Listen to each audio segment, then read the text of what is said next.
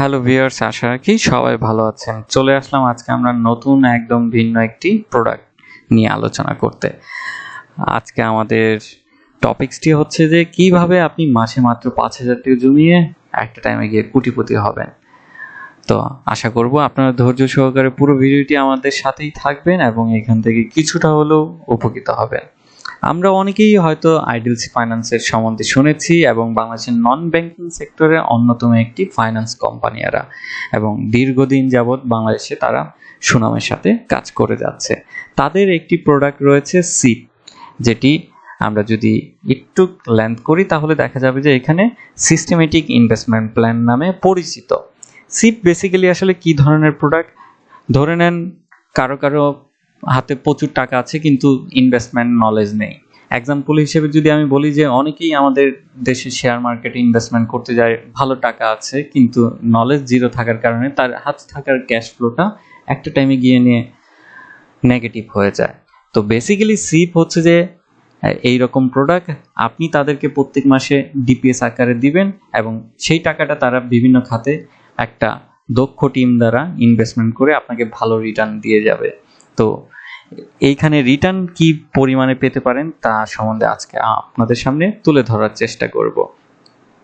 ধরুন আপনার বয়স একদম ইয়াং, যখন আপনার বয়স হচ্ছে 25, আপনি মান্থলি 5,000 টাকা করে তাদেরকে দিচ্ছেন এবং হচ্ছে যে আপনার বয়স যখন 60 হয়ে যাবে আপনার টোটাল সিপে ইনভেস্টমেন্ট হয়ে যাবে প্রায় 20,10,000 টাকার মতন।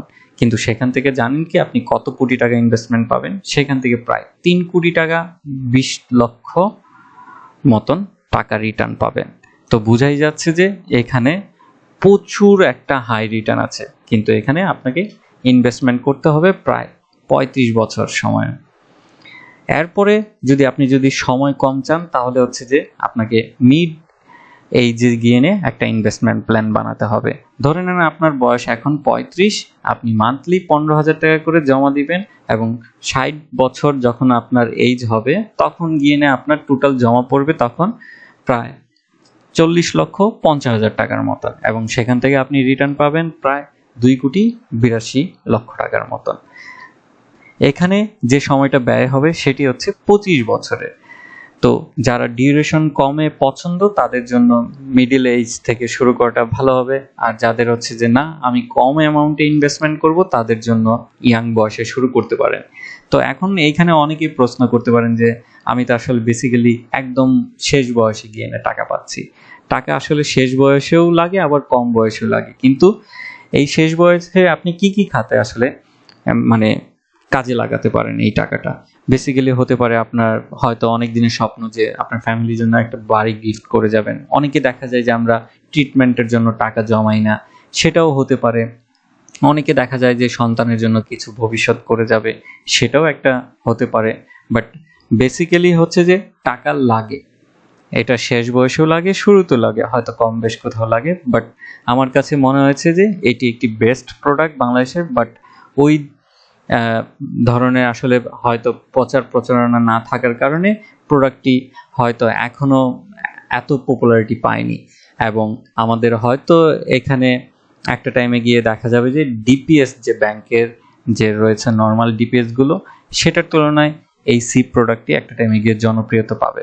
কারণ হচ্ছে যে এখানে রিটার্ন রয়েছে প্রচুর পরিমাণের, এবং বাংলাদেশের ম্যাক্সিমামই দেখা যায় যে যারা ইনভেস্টমেন্ট করে জিরো নলেজে করে থাকে এবং যার কারণে লসের সম্মুখীন হয়। তারা যদি সিকিউর একটা রিটার্ন নিতে চায় তাহলে এই ধরনের প্রোডাক্টে ইনভেস্টমেন্ট নিঃসন্দেহে করতে পারে। তো আজকে ছিল এই প্রোডাক্টটি নিয়ে নলেজ। আশা করি আপনারাও কোটিপতি হবেন এবং আপনার হাতে যত ক্যাশ ফ্লো রাখবেন ততই আপনি লাইফে শাইন করতে পারবেন। আজকে এতটুকুই। ভালো থাকুন, সুস্থ থাকুন এবং সিপে ইনভেস্টমেন্ট করুন। ধন্যবাদ।